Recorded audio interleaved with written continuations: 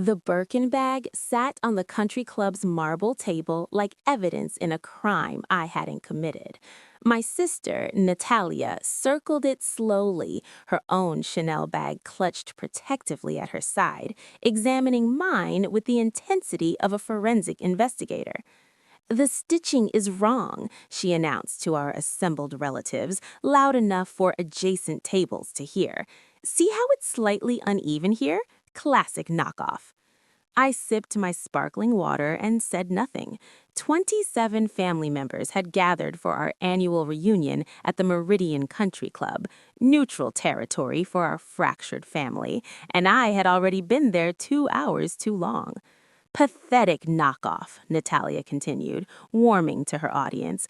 I mean, we all know Daniela's situation. Legal aid lawyers don't make Hermès money. Sympathetic murmurs rippled through the crowd. Poor Daniela, still single at 32, still defending criminals for pennies, still trying to keep up with her successful family by buying fake bags on Canal Street. My cousin Veronica leaned in to inspect it.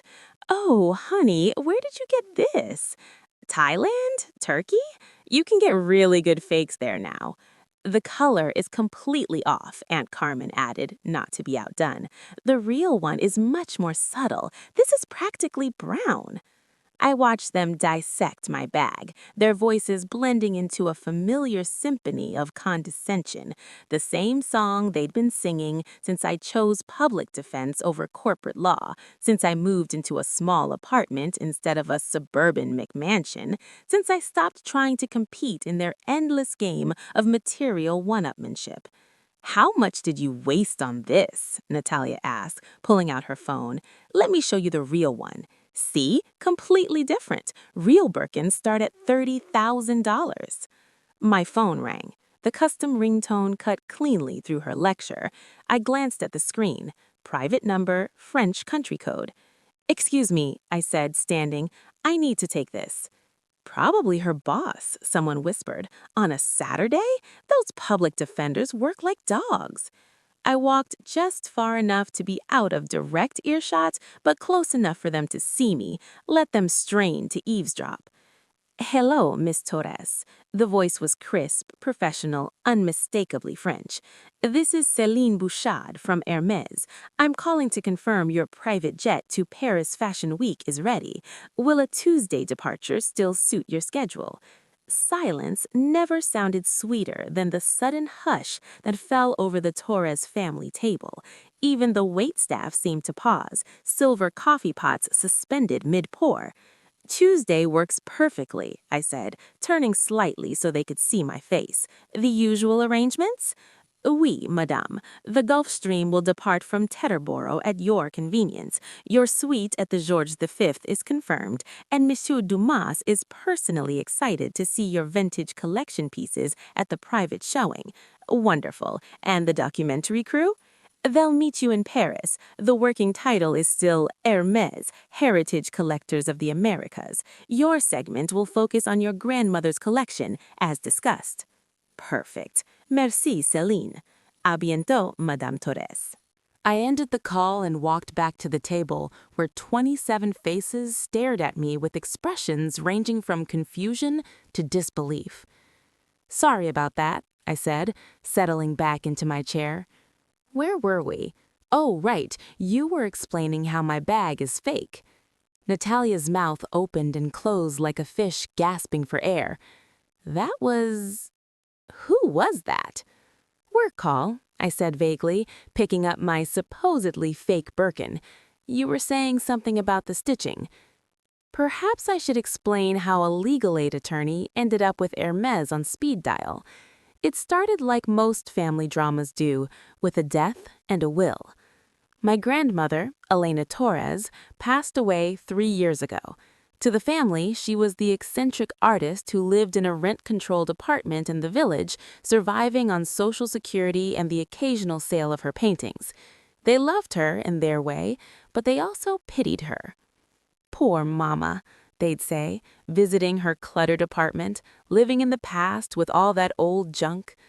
The junk included her paintings, certainly, but also hat boxes she never opened, trunks she kept locked, and garment bags that hadn't seen light in decades. When she died, the family descended like well-dressed vultures.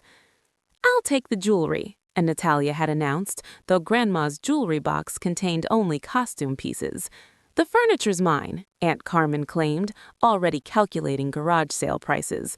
"Daniela can have the clothes and paintings," my mother had said magnanimously, since she's always been into that vintage stuff.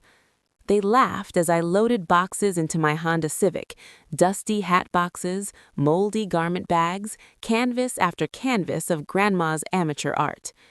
"At least pretend to be grateful," Natalia had whispered. "We gave you the sentimental stuff since you can't afford anything else." I'd pretended. I'd been pretending my whole life, that their contempt didn't sting, that their pity didn't chafe, that being the family's black sheep didn't leave scars. Then I got home and opened the first hat box. Inside, wrapped in tissue paper that crumbled at my touch, was a Kelly bag, vintage box leather with the original receipt from 1962, purchased at 24 Rue de Faubourg Saint-Honoré. The second box held another, the third, a Constance from 1969. By the time I finished unpacking, I was sitting on my studio floor surrounded by 23 pristine vintage Hermès bags, a collection of Chanel suits that would make Anna Wintour weep, and a stack of authentication papers that told a story my family had never bothered to learn. Elena Torres hadn't always been the struggling artist in a rent-controlled apartment. In the 1960s, she was Elena Mendoza, fashion illustrator for Harper's Bazaar, living between New York and Paris, sketching collections and befriending designers. Her apartment was rent-controlled not because she couldn't afford better, but because she had secured the lease in 1963 and refused to give up her perfect village location. The paintings my family dismissed as amateur work included fashion illustrations that museums would kill for, original sketches of Dior's new look, personal portraits drawn by her friend Andy, yes, that Andy, during their factory days. And the bags? My God, the bags. Each one had a story, documented in her meticulous journals. The first Kelly, a gift from Grace herself after Grandma sketched her wedding dress fittings. The Birkin prototype, given by Jane herself, with a note, "For Elena taught me that true style is about stories, not status." I had sat among her treasures and cried, not because of their value, though the insurance appraisal nearly gave me a heart attack, but because I finally understood why Grandma had always treated me differently. While my family chased trends and labels, she had seen something in me that valued authenticity over appearance. "You have the eye, mija," she told me once, watching me carefully restore a vintage dress from a thrift store. "You see the soul of things, not just the surface." "So," Aunt Carmen ventured, breaking the silence that had stretched since my phone call, "Paris Fashion Week?" "Hermès is doing a documentary on heritage collectors," I said casually, as if jetting to Paris were a normal Tuesday activity. "They're interested in Grandma's collection." "Grandma's collection?" My mother looked puzzled. "You mean those old bags from her apartment?" But those were just..." Natalia trailed off, her face cycling through emotions like a slot machine.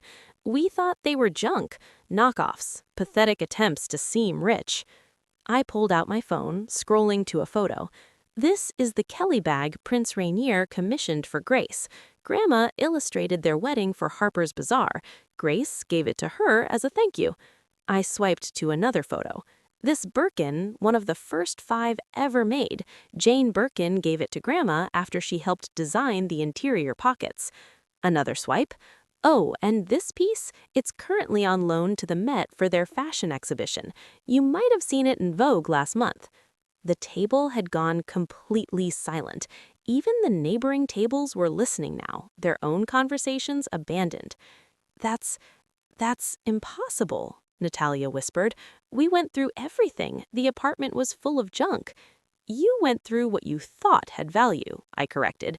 You took her cheap jewelry and left the haute couture, grabbed the IKEA furniture and ignored the Warhol sketches, divided her bank account and overlooked the temperature-controlled storage unit in Queens she'd maintained since 1974.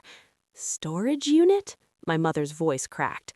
Where she kept the good stuff, climate-controlled, insured, documented. I smiled. She left it to me in a separate will, the one she filed with her lawyer, not the handwritten one you all fought over. But why didn't you tell us? Veronica demanded. When? I asked. When you were calling me a failure at Christmas? When you were laughing about my thrift store finds at Easter? When you spent last year's reunion explaining why public defenders are just failed lawyers? That's different. Is it, though? I stood, gathering my things. You decided who I was the moment I chose helping people over billing hours. Poor Daniela can't afford nice things, pretends to like vintage because she can't buy new, lives in a studio because she can't buy a house. Well, it's true, isn't it? Natalia said defensively. Your salary is public record. You make less than my housekeeper. I do, because I choose to, because I'd rather defend a single mother facing eviction than help a corporation avoid taxes. I picked up my Birkin, my real, authenticated, historically significant Birkin. The funny thing about Grandma's collection, it's worth more than money. It's fashion history, art history, which is why I've been working with museums, not auction houses. The Met wants to do a full exhibition. The Hermès Museum in Paris is creating a permanent display. The Fashion Institute is establishing the Elena Mendoza Scholarship Fund. You're giving it away? Carmen looked physically ill. I'm preserving her legacy, the same way she preserved these pieces, not as investments, but as art, as history, as proof that style isn't about price tags or status symbols, but about understanding beauty and craftsmanship and story. I started walking away, then paused. Oh, and Natalia, you were wrong about the stitching. This bag is perfect. It should be. Grandma helped design it. The family group chat exploded before I even reached my car. I watched the messages pile up as I drove. Natalia, she's lying. Has to be. Carmen, Google Elena Mendoza, Harper's Bazaar. OMG, Veronica. The Met website lists her as a major donor. Mom, please call me. Natalia, I found the Vogue article. That's our grandmother's bag on Beyoncé. I muted the chat and called my assistant at the foundation I had established to manage Grandma's estate. Hey, Sophia, can you send the family the standard information packet? Looks like they just discovered Google.